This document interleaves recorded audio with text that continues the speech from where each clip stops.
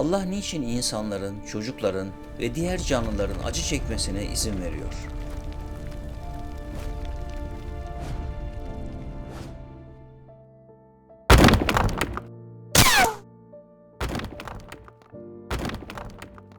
Bir robota ne yapsak acı duymaz.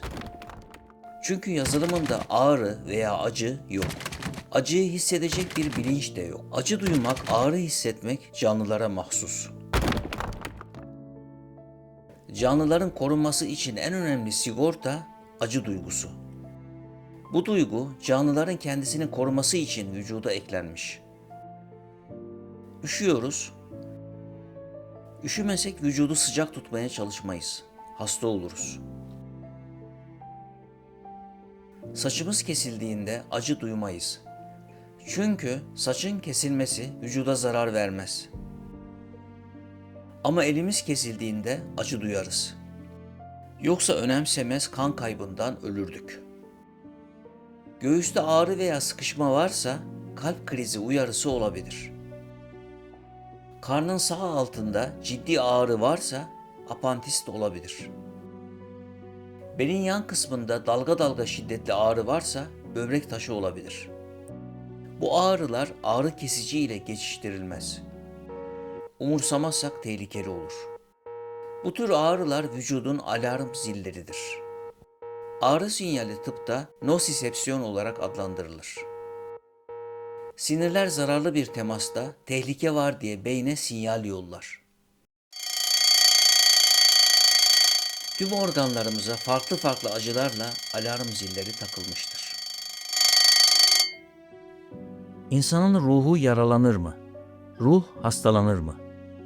Tabii ki, ama ruhun hastalıklardan, arızalardan korunması insan iradesine bırakılmıştır. Ruhu kirleten şeyler acı vermez. Ruhu tehlikelerden koruma insan iradesinin görevi.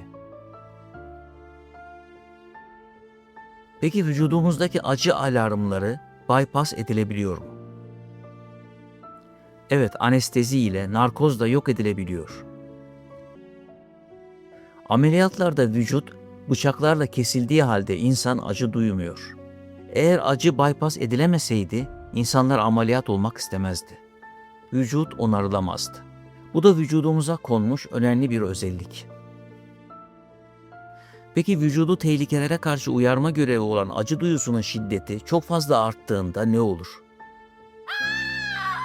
Acı veya ağrılar belli bir eşiği aştığında insan ruhu ve bilinci sigorta atmış gibi geçici olarak kapanır.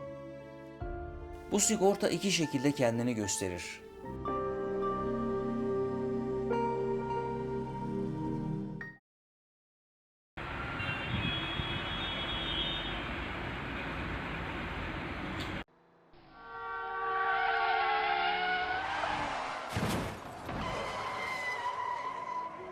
Mesela korkunç bir trafik kazası olur. Kaza anında vücutta yüksek düzeyde stres hormonları salgılanır. Bunlar kortikosteroidler ve katekolaminlerdir. Ayrıca doğal ağrı kesici görevi yapan endorfinler salgılanır. Bunlar doğal ağrı kesiciler olarak acı duygusunu azaltır. Bunun yanında kalp hızı ve tansiyon ani olarak düşer.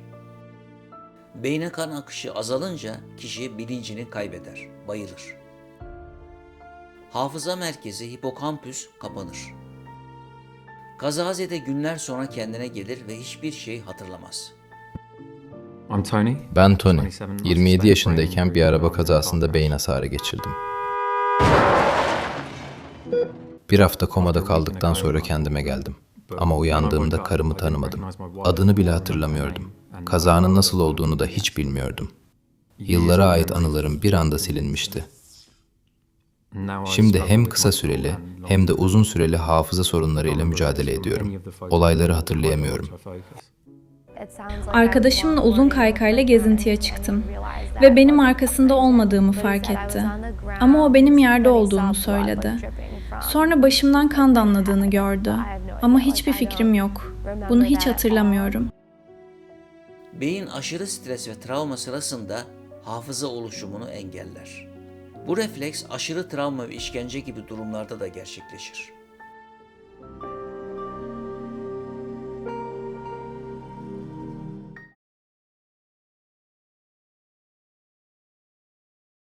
Disosyasyon, algının, bilincin, kimlik hissinin ve hafızanın birbirinden kopması durumudur. Disosyasyon psikolojik bir savunma mekanizmasıdır. İnsan kendini gerçeklikten uzaklaşmış gibi hisseder. Bedeninden kopar. Zaman boyutu farklılaşır. Beyin ağrı sinyallerini işlemeyi durdurur. Bu farklılaşmaya disosyatif amnezi deniyor. Bu durumda beynin ön bölgesi, prefrontal korteks, fren mekanizması gibi çalışıyor. Ağrıyı ve duyguları yöneten bölgelere duyguyu ve acıyı kapat emri gönderir.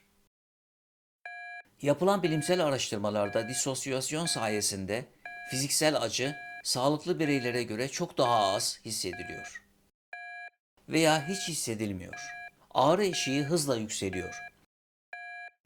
Normalde can yakacak bir uyaran sadece bir dokunma hissi gibi kalabiliyor. Ve ağrı duyarsızlığı, kopma ve hissizleşme gerçekleşiyor. Burada teyp kayıt yapmıyor. Sonuç olarak biri ne olduğunu yeniden oynatmaya çalıştığında kayıt boştur. Hatırlanacak hiçbir bilgi yoktur. Bilginin banda kaydedilmesi sürecinin gerçekten toparlanması birkaç gün alır. İnsanların eksik bilgilerle anlamlı bir hikayeyi yeniden anlatabilmeye başlaması zaman ister. Bu yüzden bu öğrenme sürecinin neden zor olduğunu inceleyen epeyce çalışma var. Bu nedenlerle kazazede veya işkenceye maruz kalanlar şu tür cümlelerle durumlarını anlatır. Bir noktadan sonra hissizleştim. Sanki dışarıdan izliyordum. Sonra bayılmışım. Kendimden geçtim. Bedenimden ayrılmış gibiydim. O anda acıyı düşünmüyordum. Kriz anlarında beyin doğal bir anestezi uyguluyor ve kişi fiziksel acıya karşı geçici bir körlük yaşıyor. Bu durum fiziksel bir iyileşme değil, beynin ağır stres altında devrelerini kapatmasıdır. Bu durum yetişkinlerde olduğu gibi çocuklarda ve bebeklerde de aynen gerçekleşir. Ayrıca bebeklerin hafızası olayları hikaye gibi kaydetmez. Beyin yapılarında hipokampüs henüz olgunlaşmamıştır. Bu nedenle hatırlamaları mümkün değil. Yetişkinler travma anında savaş veya kaç tepkisi verirken bebekler ve küçük çocuklar kaçamayacakları ve savaşamayacakları için doğrudan donma veya disosyasyon moduna geçerler. Kortikosteroidler ve endorfinler çocuklarda daha çok koruyucu olur. Şok anını değil, öncesini ve sonrasını hatırlarlar.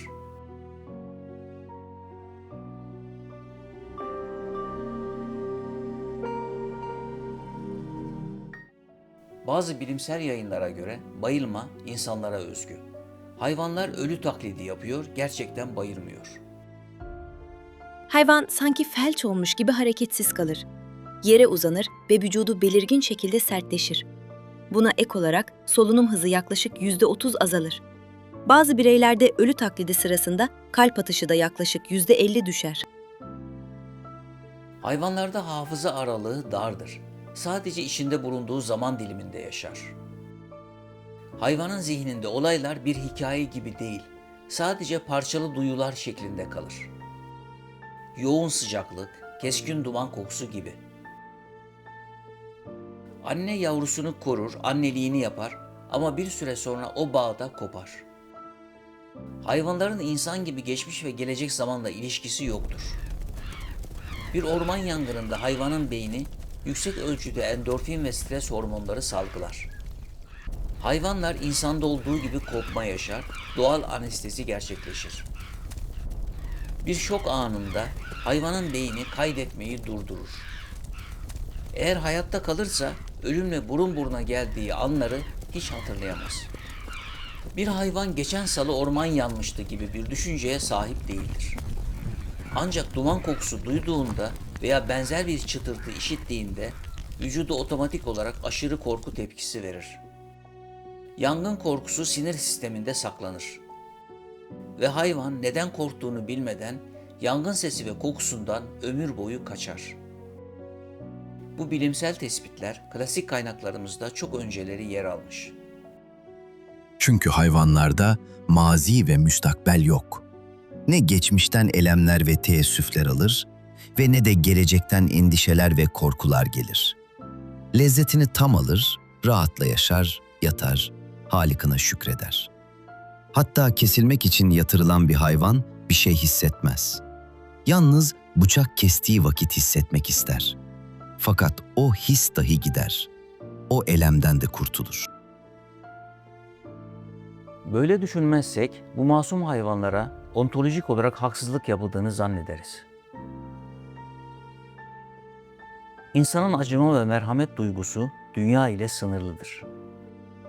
Biz sadece dünya hayatına bakarak Allah'ın merhametini anlamayı başaramayız.